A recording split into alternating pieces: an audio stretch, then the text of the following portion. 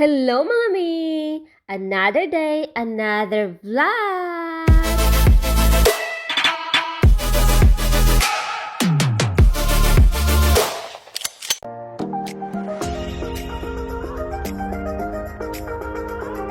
So for today's video mga mi, hindi nga namin alam kung saan kami pupunta. Wala pa kaming idea pero kailangan na namin umalis dito sa bahay. Pero kita nyo naman yung aurahan natin, o diba? May pa-backless pa si mami nyo dyan, o sino ka? So dahil nga mainit yung panahon ngayon mga mi, kaya ganito yung aurahan natin. Pero syempre, kasama namin kayo. Kaya naman, let's go!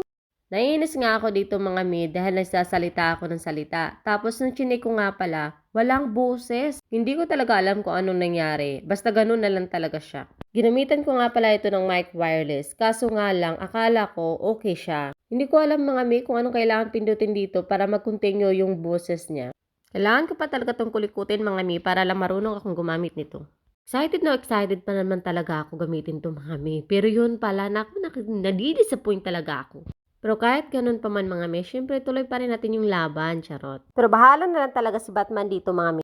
So walang biro nga pala mga me, today nga pala sobrang init sa labas, kaya naman ganito yung aurahan natin at syempre hindi tayo pakakabog dyan. Anyway, natatawa nga pala ako kay Dudong Max kanina dahil kinuha niya yung shoes niya tapos sinubukan niya itong suotin. Saktong shoes pa talaga ang kinuha niya. Nagmamarunong talaga siya. Umiyak pa siya kanina dahil hindi niya may suot ito. May pahawak-hawak pa talaga si Dudong Max sa gilid dahil nga gusto niya suotin yung sapatos niya. Kaya ayun, tinapon niya lang niya dahil hindi naman siya marunong. Alam siguro ni Dudong Max na aalis kami, kaya naman kinuha niya na yung sapatos niya in advance. At ito nga, thankful na lang ako dahil behave na behave si Dudong Max ngayon na binihisan ko. At kita niyo naman, tingin na lang talaga siya. Hindi talaga ako nahirapan kay Dudong Max today na bihisan ito dahil nga sobrang behave na at nakikipag-cooperate talaga siya sa akin. Alam nyo na kung anong dapat gawin. So anyway, dahil nga excited na siyang lumabas, syempre tinulungan na rin niya akong kunin yung shoes. Excited na nga umalis today, pero hindi pa namin alam kung saan kami pupunta. Wala talaga kaming ka-idea kung saan kami dadalhin ni Daddy Ralph nito. Dahil nga si Daddy Ralph di din niya alam talaga kung saan kami pupunta. Ang gusto lang niya talaga mga mi ay lumabas dito sa bahay. Ganon siya. Si Daddy Ralph kasi ay hindi mapermente sa bahay, kaya nagmana naman tong anak niya. Ilang beses ko nga tinanong si Daddy Ralph kung saan kami pupunta, pero wala daw siyang idea. So, ewan ko na lang kung saan kami pupunta nito mamaya. Grabe pa naman yung outfitan natin. Sana lang wag tayong dalhin sa kung saan ay hindi bagay sa outfit natin, charot lang. After combination si Dudong Max Mami, binigay ko na siya sa papa niya para naman makapag-prepare ako sa sarili ko. This time nga mga mi, nalilito talaga ako kung anong bagay sa akin. Bagay na i-partner dito sa outfit ko. Dahil kita nyo naman, ang bongga, diba? O ito, nalilito ako mga may, tulungan nyo ako magdesisyon. Mag-sandal ba ako? Or mag-flat na lang? Ewan ko, di ko talaga alam. Sa tingin ko kasi mga mi, bagay naman sa akin yung sandals. Lalo sa outfitan na to, o diba? Kabog ka dyan, sino ka? May pabaklas-baklas pa si Modra, charot. Parang bagay kasi lahat mga mi. Kita nyo naman, pag sandal, sobrang bongga para kung atin ng kasal o binyag o ano ba. Hindi ko talaga alam. Natatagalan nga ako mga mi dahil nahihirapan talaga ako magdesisyon kung ano yung susuotin ko. Naglakad-lakad nga ako dyan mga mi para mapatunayan kung talaga bang komportable akong suotin ito pag hindi sandal yung gamit ko. Grabe, sobrang tagal ko talaga magdesisyon mga mi. Hindi ko talaga alam kung saan sa dalawa nito ang gagamitin ko. Sinubukan ko nga ulit yung sandal ko kung bagay ba talaga siya or ano ba talaga. Hindi talaga ako mapakali. Pero at the end nga mga mi, ay yung flat na lang talaga yung naisipan kong suotin. Kaya binalik ko na talaga yung sandals ko. Sa isip-isip ko kasi mga mi, hindi naman namin alam kung saan kami pupunta. Tapos mag-high heels ako dun. O at least pag flat, all-in-one na siya. O diba? Bagay pa rin. Yun nga mi, nakapag-decide na ako kung anong susuotin ko. Kaya naman, let's go! Ito mga mi, para naman lumamig mga ulo namin dahil sa sobrang init ng panahon. Habang nag-iisip nga kami mga mi kung saan kami pupunta, ito naman si Dudong Max nag-aalburuto na naman sa upuan niya dahil hindi naman siya mapakali. Daily routine na talaga to ni Dudong Max. Habit na talaga niyang umiyak lagi pag nakaupo siya na matagal sa upuan niya. Ang hirap talaga bumiyahe pag may kasama kayong baby. Dahil araw-araw talaga ganito yung mga sitwasyon niyo sa tuwing nagbabiyahe kayo. Kaya pag ako lang talaga mga may, hindi talaga ako sasama sa mga biyahe o kahit ano pang lakad ni Daddy Ralph dahil naiinis nga ako sa ganitong sitwasyon. Nakakaubos talaga ng pasensya mga may, hindi ko na talaga alam kung anong gagawin. Hindi ko alam kung nakugutom ba siya o nabuboard lang.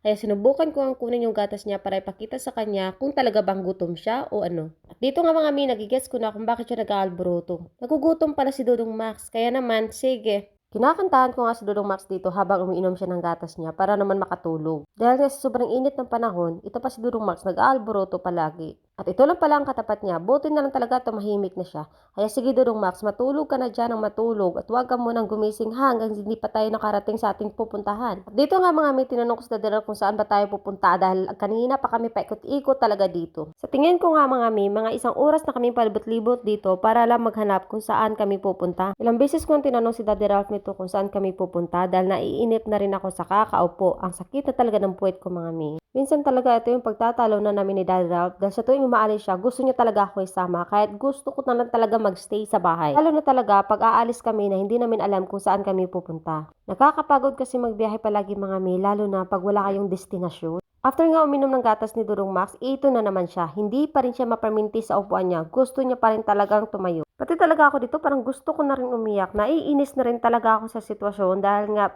puro na lang kami ikot-ikot. Kinausap ko nga si Dudong Max dito na habaan mo na yung pasensya dahil malapit na kami kahit hindi naman. Hindi mo talaga maipinta ang mukha ni Dudong Max dito. Iyak pa rin talaga siya na iyak dahil gusto niya talagang tumayo sa kinaupuan niya. Hay naku Dudong Max. Buti na lang talaga mga mi ay nakapag-isip na si Daddy kung saan kami pupunta. Pupunta daw kami sa isang malapit na beach.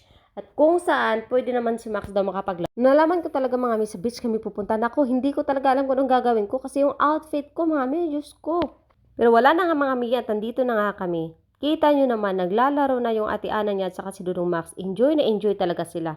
Ito talaga yung gusto ni Dudong Max lagi. First time nga pala namin nadala si Dudong Max dito sa beach. At kita nyo naman, tuwang-tuwa talaga siya habang naglalaro sila ng ate Ana niya.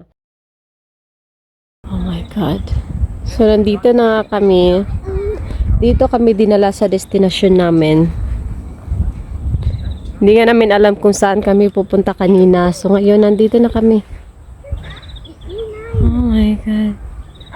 Buti na lang talaga, hindi ako nagsandal. Naka-doll shoes lang ako. Diyos ko, hindi ko naman nakalain na makarating kami dito. Ay nako, buti na lang din. Nagdala ko ng extra t-shirt kay Max. Pinasuot ko pa talaga ng white. Diyos ko naman. Tapos dito kami pupunta. Daddy can swim anyway. Babe, we should bring some food if we plan to come here, no? Dahil nga wala sa plano na pupunta kami dito sa beach, hindi kami talaga nakapagdala ng food. At buti na lang talaga, dinala ko rin yung mga ibang nuts at may water din nadala si Daddy Ralph. Kakasimula pa nga lang, kinain na ni Dudong Max yung mga buhangin. Gutom na naman ata to. Hay nako Dudong Max. Magsabi ka naman kung gutom ka para naman ipagtimpla kita ng gatas ulit. Nako. Pumunta nga ako sa cart mga mi dahil nagtingin-tingin ako kung anong pwede nating makain. Ako kasi pag bumabiyahe, nagdadala talaga ako ng mga extra food para may makakain ako sa sasakyan. At buti na lang talaga, may tirang chips na pwede natin kainin. Totoo lang talaga mga may, hindi talaga ako nag-enjoy dito sa beach. Hindi kasi ako mahilig sa dagat talaga. Hindi ko rin talaga in-expect na makakarating kami dito. Grabe mga may, sobrang init. Hindi pa naman ako nakapagdala ng sunblock para kay Dudong Max. Hindi ko kasi alam kung anong maging epekto sa kanya. Sobrang init na ganitong sitwasyon. Nakita nga rin ako ni Dudong Max na nagbukas na pagkain, kaya ito naman, panay lapit na. Siyempre, nanghihingi na to, gusto na naman kumain. Sinusubuan ko na nga lang siya dahil ayaw kong hawakan niya, pero ang kulit gusto niya pa rin hawakan. Dahil nga ang dami mga buhangin ng kamay niya, makakain niya naman to. Ito nga yung kinainisan ko sa kanya, sa tuwing binibigyan ko siya ng pagkain, gusto niyang hawakan. Marami pa namang buhangin yung kamay niya. So habang nagsasanbate nga si Daddy Ralph sa si Ate Ana sa likod ko, ako naman ito, panay drama, nag-iimot muna ako dito. Gusto ko pumunta dun sa tubig para maramdaman kung gaano siya kalamig. Pagkaramdam ko nga sa tubig, mga mi, bumalik na agad ako. Naisip ko nga rin pala, pag nabasa pala yung paa ko, syempre yung mga buhangin, ididikit na sa mga paa ko, so mahirapan talaga akong alisin to. Kaya hanggang tingin na lang talaga ako mga mi sa mga tanawin. Wala talaga akong ibang nakikita dito mga tao na naliligo o kahit ba mga bata. May pahubad pa talaga ng damit si Daddy Ralph na nalalaman. Akala niya talaga maliligo talaga siya dyan sa dagat. Sinabayan ko na lang talaga sila mga mi kahit hindi ko naman bet talaga dito magstay. Ewan ko na nga ba. Wala naman talaga akong magagawa dahil hindi naman ako driver, char. Ini-enjoy ko na nga rin lang yung moment para naman masabayan ko sila. Rinayaan ko na nga rin si Dudong Max na pagkapanggapang dito sa mga buhangin. At ito namang dalawang to, para may sariling mundo, hindi ko naman maintindihan kung mga ginagawa nila, pinagsasabi nila dyan. Kita ko nga rin si Dudong Max na sobrang nag-i-enjoy talaga siya dito sa beach. Nilagyan ko nga siya ng cup sa ulo niya dahil nga sa sobrang init. Pero tinanggal niya pa rin mga mi, kaya wala naman ako magagawa kundi tanggalin na lang. Ito, kita nyo, nag-i-enjoy na siya. Pinagmamasdan ko na nga lang silang magkapatid. At kita nyo naman si Max, sobrang supportive sa ate Ana niya. Binibigyan pa to ng bato. Nagsusubok nga yung ate niya dito na maghampas ng bato kung gaano to kalayo. Natatawa na lang talaga ako habang pinapanood to. Nagwa-wonder siguro si Max kung anong ginagawa ng ate niya. Gusto niya rin siguro subukan kaso lang hindi siya marunong. Kaya naman nilapitan ko na si Dudong Max at sinamahan ko na ditong umupo. Nilalaro ko na nga lang si Dudong Max para naman hindi niya kainin yung mga buhangin at mabantayan ko siya ng maayos. Feel na feel ko talaga dyan mga mi na parang nasusunog na yung likod ko dahil sa sobrang init. Pero ito, nilalaro ko na lang si Max para hindi niya kainin yung mga buhangin na nasa kamay niya. Habang nilalaro ko nga si Max dito mga mi, may napansin nga ako sa mata ni Dudong Max na malapit na itong pasukan ng buhangin kaya pilit ko itong kinuha. Pero kita nyo naman, grabe yung pumigla si Dudong Max, ayaw niya talaga magpapigil. Natatakot kasi ako na baka nga mapasok na sa mata niya, mahihirapan pa akong kunin. Sobrang dami pa namang buhangin. At buti na lang talaga mga mi ay natanggal ko siya agad. At yan, hinayaan ko na siya maglaro ulit. Grabe talaga yung init mga mi, nakakahilo talaga. Kaya sabi ko nga kay Daddy Ralph, tara na, alis na tayo, wag na tayo magtagal dito dahil si Max naku. Baka mamaya ayaw nang umalis dito. At buti na lang talaga mga mi, napapayag ko si Daddy Ralph na umalis na rin kami dito. Kinuha ko na nga rin yung toys niya para makaalis na kami at pinalakad ko na lang si Dudong Max. Buti na talaga wala siyang reklamo.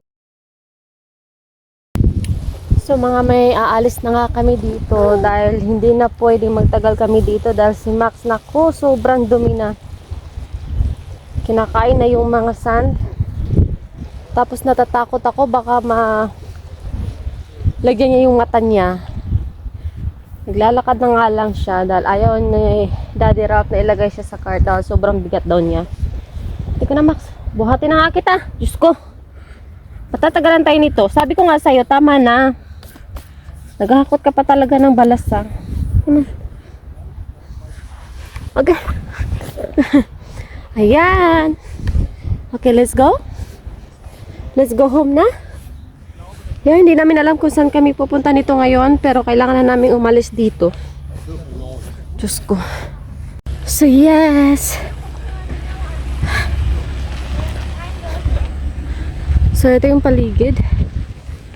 Maganda siya dito pag gusto niyo lang mag-sunbathing, pero ako ayoko nang mag-sunbathing, maitim na ako. Tama na. Yeah. Okay, let's go.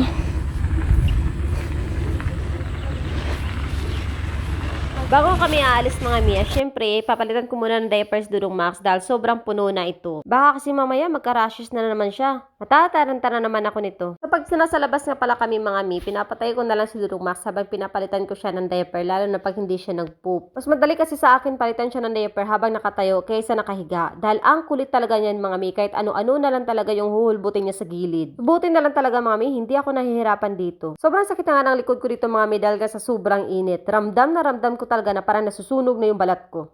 Tinitiis ko na lang talaga ang sakit para matapos na kami dito dahil wala naman ako ibang choice kundi patayo ko talaga to si Dudong Max kaysa naman ipahiga ko pa siya. Buti na lang talaga at natapos ko na rin siyang palitan. Mission accomplished. After na nga doon, nilagay ko na si Dudong Max sa loob ng sasakyan at para umupo na. Tatawa pa nga ako dyan mga Mi dahil nga inutusan pa ni Daddy Ralph si Ate Ana na itapon yung diaper ni Max. Nag-aalburuto nga dyan si Ate Ana dahil nakaupo na siya tapos pinalabas pa. Napagsabihan ko na nga lang si Daddy Ralph na bakit kailangan mo pang iutos kay Ana, pwede mo namang ilagay muna saglit sa loob ng sasakyan. Hindi naman siguro agad mangangamoy yan mga Mi dahil saglit lang naman at saka bata naman yan, di ba? Pagkatapos kong ilagay sa upuan si Dudong Max, buti na lang talaga hindi nag-aalburuto. At dito na nga din kami dinala ni Daddy Ralph. Hindi ko naman alam kung saan to at anong tawag sa lugar nito pero sobrang ganda. Hindi ko nga in-expect na pupunta kami dito dahil sabi ko kay Daddy Ralph uwi na tayo dahil napapagod na talaga ako mga Mi sa kakabiyahe. Nagtataka ako sa ginawa ni Daddy Ralph dahil binibilang niya talaga yung mga windows dito. Naku, nakakaluka ka talaga Daddy Ralph.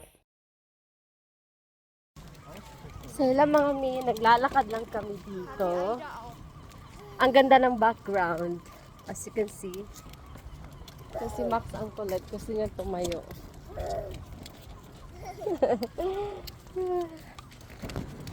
Yeah, ito yung view dito.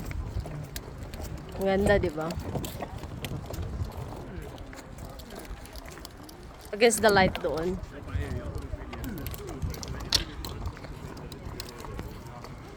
So, hindi namin alam kung saan kami pupunta, lakad-lakad lang. So si Max lagi lang nasa cart kasi matatagalan kami. Maglalakad din siya. Maxie! Kulit mo ah. Sit down. Sit down, mama. Sit down.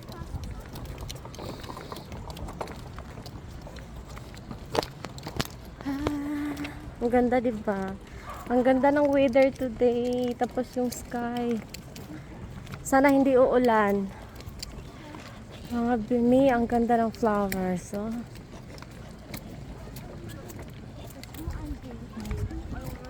What is that, Max? Yes, so here we are.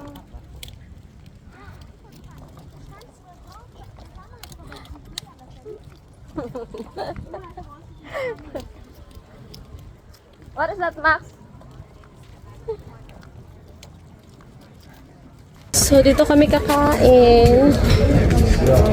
So, yeah, Max, you can sit down here. Mama? Come on, sit down, Mama, sit down. Stop it, Mama, now.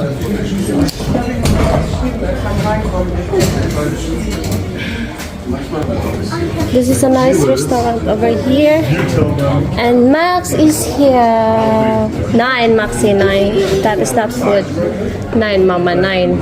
Kahit ano na lang kinakain ito. Yeah.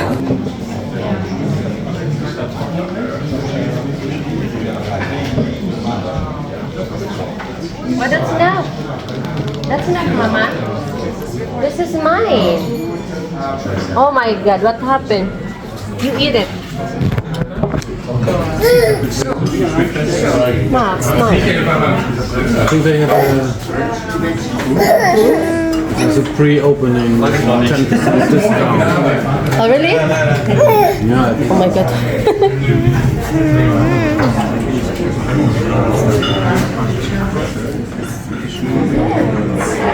Oh my God. Not zoom in, Anna. Huh?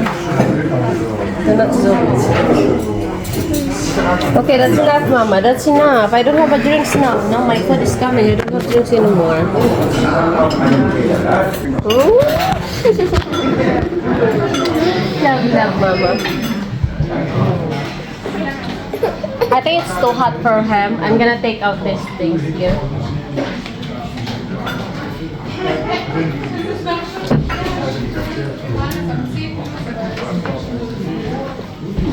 Oh, I have enough. Sorry. I have enough. You happy now? Okay, that's dito mga mi at pauwi na rin kami. Siyempre, lakad-lakad muna para exercise din si Buntis at si Max. Sobrang tuwa niya man dito nilalakad siya. Enjoy na enjoy talaga si Dudong Max dito na inahawakan namin dalawa ni Ate Ana niya. Buti na lang talaga tag-enjoy si Dudong Max sa lakad namin today.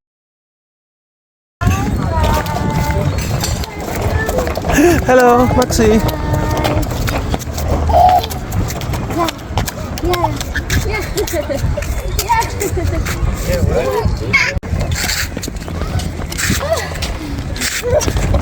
One. One, Two. and three.